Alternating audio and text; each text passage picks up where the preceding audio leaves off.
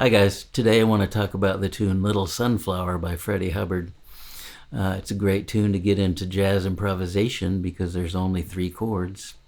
They're D minor 7, E flat major 7, D major 7, and then it goes back to D minor 7 again.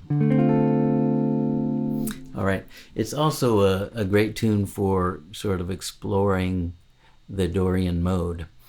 Now, if you don't know what the Dorian mode is, or what a mode is, well, mode is another name for a scale.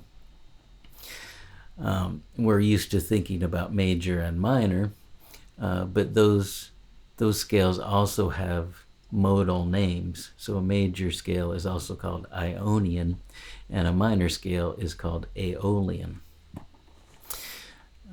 So those are their modal names, and D Dorian is another mode.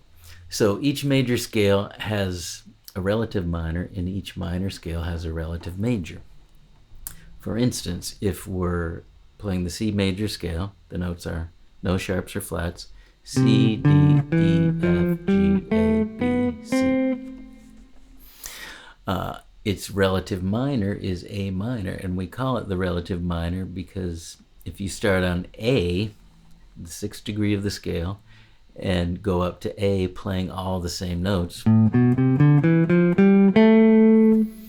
that's an A minor scale. So it has all the same notes, but it has a different home base. So that's what we call the relative minor, and C is the relative major of A minor. Now, in a similar way, we could start on the note D. We could call that our home base and play all the same notes as C major, and then it's going to be a D Dorian scale.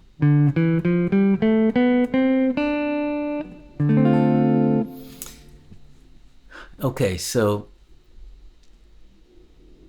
when I see a new tune, when I'm either looking on the chart for a new tune or listening to a new tune that's centered around a minor chord, the first thing I ask myself when I'm going to improvise on it is, am I going to play Aeolian or Dorian over that chord? And the way you figure it out is, what are the surrounding chords, or what is the melody? And you can kind of decipher it pretty quick if you understand the theory and just what to listen for or look for. So let's just talk about what is the difference between natural minor and Dorian. These are both considered minor modes or minor scales because they both have the flatted third. Now they also both have the flatted 7th. So in this case, we're playing over D minor 7. The difference of the scales, the formula of the scales, is the natural minor or Aeolian also has a flatted 6th, and the Dorian has the major 6 or regular 6.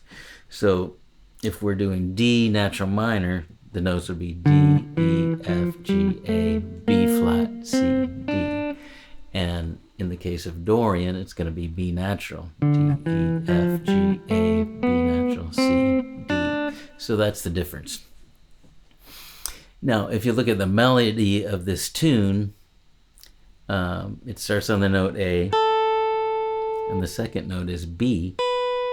So we pretty much know, but just based on the melody right off the bat, that when we solo over this D chord, we should use the Dorian mode.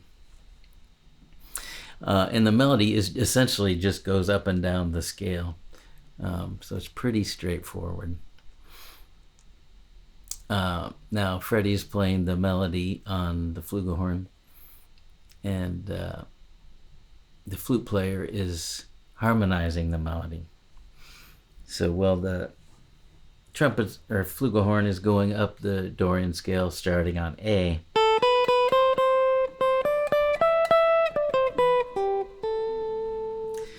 the flute player is doing the same thing, going up and down the scale, but starting on F. So he's going.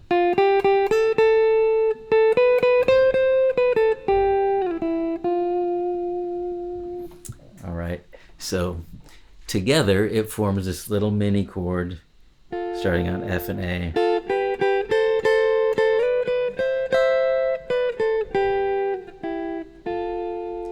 Now, I didn't harmonize when I just played it. I didn't harmonize that section because I'm playing it all on guitar. It's just a little cumbersome. It sounded smoother to me if I just played single notes in that portion. But the original recording with the two instruments playing the melody, it's all harmonized. Now you could look at this as just little mini chords, right? You could look at this as the top part of a D minor chord. If I added the D, the F and the A would be the third and the fifth of the D minor chord. So you could harmonize it with full chords. Right? Or I could say, okay, that's the root and third of an F major chord. If I put the fifth down here, now it's F major. So I could harmonize it that way. Essentially, you can take any group of notes from the Dorian scale and create a harmony. If I had this same starting shape chord, but instead I changed this F to a D, for instance. So my starting harmony is C, D, and A, sort of a cluster of notes. I could harmonize the whole scale that way.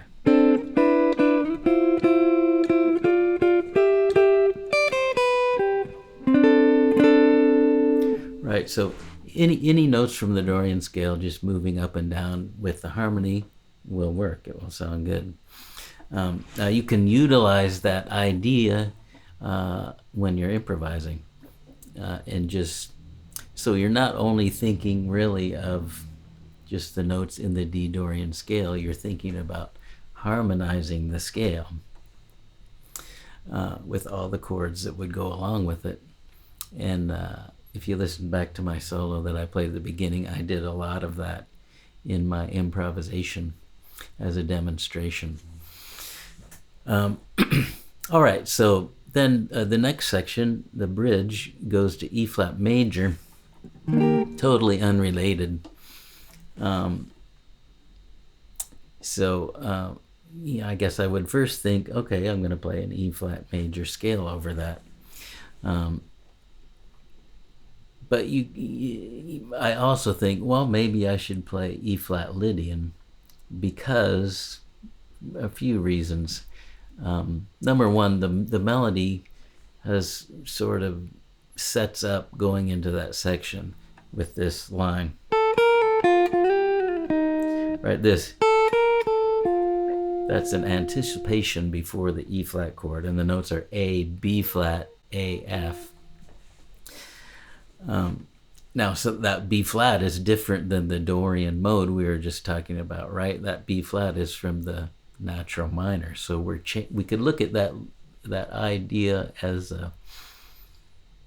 we're going from Dorian to natural minor, or you could look at it as just an anticipation of the E flat chord, where we're changing to the E flat major scale, except the E flat major scale has the note A flat in it, and we're still playing A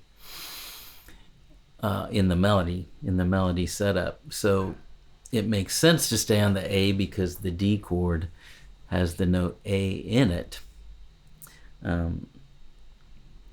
So you can look at it as an anticipation of the E flat major chord, and you can see that as an E flat Lydian scale, which is a major scale with the sharp 4, right? So E flat, F, G, A natural instead of A flat, B flat, C, D, E flat. So then my question would be, when I'm improvising, should I play A natural or A flat over that E flat chord? So just based on looking at the sheet music and sort of analyzing that, it seems like either one could work, and I would refer back to the original recording to see what they were thinking about. So I did that, and there's 3 solos on this, and I just want to show you a few of the ideas that they do to see if we can get into their headspace and see what they were thinking. There's a flute solo, flugelhorn solo, and piano solo. flute solo, the first time he gets to that section where he plays the E flat to D major, he doesn't really give an indication of which scale he's thinking. He's just kind of outlining the chord tones. Fifth to third to fifth to third, fifth to third.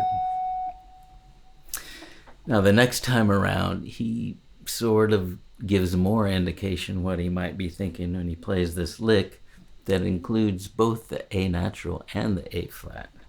That's the A natural, A flat, another A flat, before he lands on A natural on the downbeat of the D major chord, which is the fifth of the chord. So that's kind of interesting. It has that Lydian sound, but he goes back to the regular fourth in the second part of the lick. So I guess he figures he can play either one, and he makes it work the way he weaves in and out of it. Okay, so now let's take a look at Freddie's solo when he first gets to that section with the E flat major 7 chord. He plays this lick.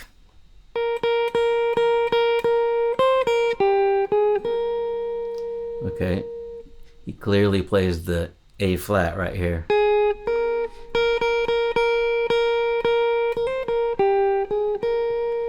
Right, so that's pretty straightforward that it's just E flat major, no sharp 4.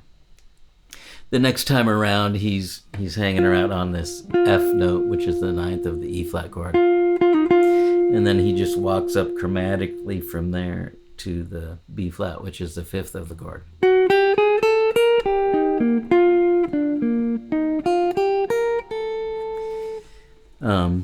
So that's really, just because it's a chromatic walk-up, he plays both the A flat and the A natural, so it doesn't really distinguish between the two scales. So, okay, so far we have a little bit in the Lydian column and a little bit in the major 7 column. Now if we look at what the piano player does in that section, the first time around, he, if I'm remembering correctly, he did something similar to what the flute player did, where he's kind of, I think, going between the fifth and the third of each chord. Anyway, whatever he's doing, I'm not sure if I'm remembering correctly, but he's not really identifying either Lydian or just major at that point. The second time, at the second half, he's hanging out on the D chord, and he's just doing this ostinato on the note A while he's on the D major 7 chord. And then it goes to the E flat chord, and he keeps that A note going all the way until he gets back to the D major 7 again. Okay, so at that portion, he's pretty clearly thinking Lydian on that chord. So I would say you could do either one. It makes sense to do either one. And then on the D major 7, it's pretty straightforward that it's just a D major scale before it goes back to the D minor chord and we're on Dorian again. All right, guys, so those are my thoughts on soloing on Little Sunflower. I hope it's helpful. Good luck and have fun. Ciao.